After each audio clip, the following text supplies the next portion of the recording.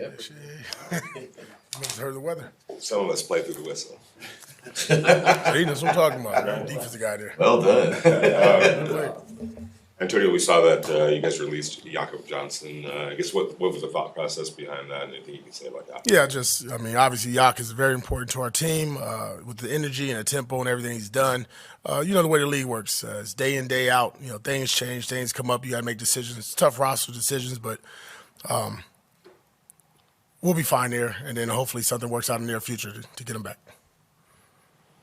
I know Amari Robinson, practiced yesterday in a limited capacity. Is there any optimism about his status this weekend? Well, we're hoping so. We're about to have practice here in a second. We just had walkthrough meetings, get him out there, see how he feels. If he can go through today, then obviously we'll play him. He's a good football player.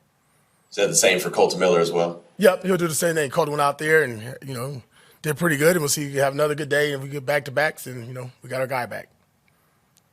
Coach, it seemed like over the last few weeks, Malcolm Koonce has been kind of taking that next step. Can you talk about how good your defense can be if he does take that leap? Yeah, it'd be, really critical to the defense and to Max Crosby, right? And someone on the other side that can, make some plays. And you saw that last week. But he's a very dynamic, explosive player who, I think we figured out as a staff, too, what he does well. Not trying to put him in the pigeonhole, but here's a guy that can really turn a corner and bend and great with his hands and can finish around the quarterback. So hopefully last week was just a little snippet of what's going to come forward.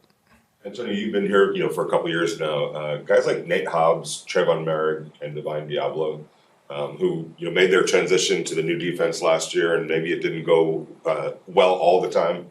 But the patience with them, and now they're turning it around. What does that kind of say about them? And maybe the difficulty sometimes in transitioning from a new defense from one defense to a new defense. And then also those guys played as young players, right? All as rookies either started or played in multiple games. And then year two, I think they're all starters, right? But what you're seeing is just the physical development, and not even that, just the mental development as far as the game slowing down for them. I think, I'll start with Diablo.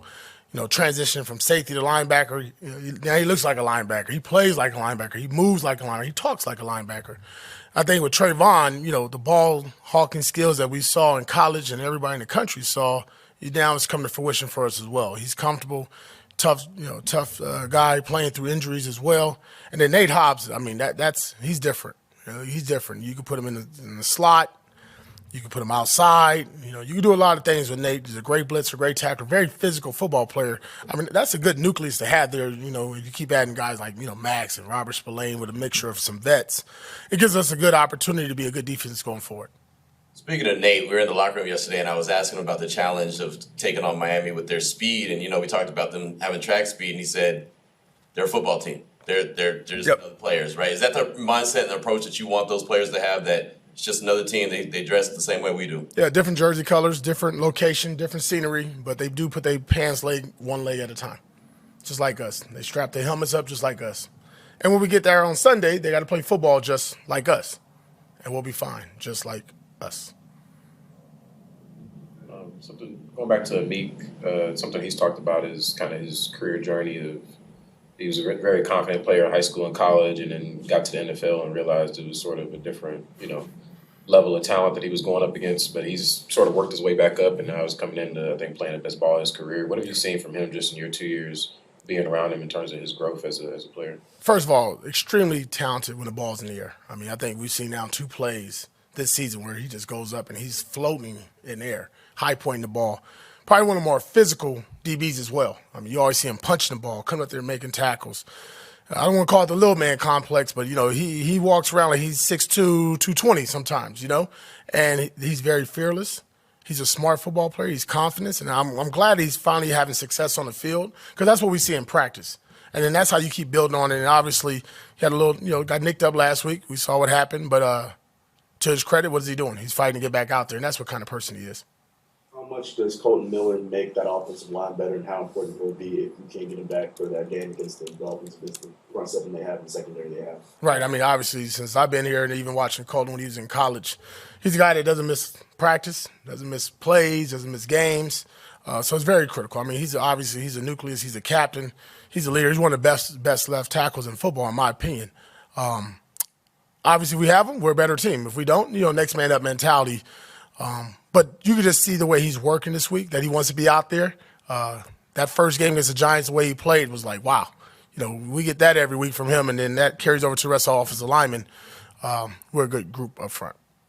Let's talk about maybe looking into the hip roll tackle.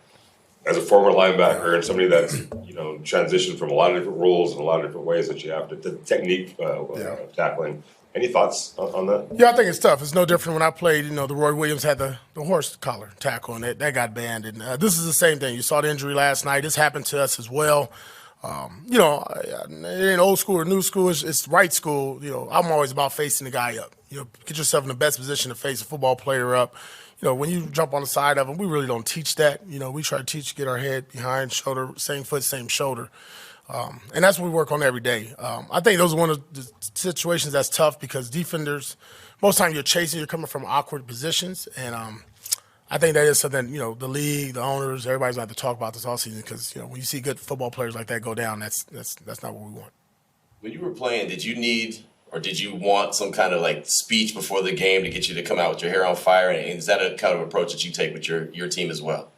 No, I never minded. You know what I mean? Obviously I played with Strahan and some Bruce Smith and LeVar Arrington, Jesse Armstead. That's some guys that can really talk and knew how to talk and get you going prime as well. But I was pretty much self-motivated, but it was always good to see your leaders, your best football players, your captains, the guys in the trenches talk. That set the tone a little different, We have that here. I mean, it's amazing the amount of guys that speak up and talk to the team.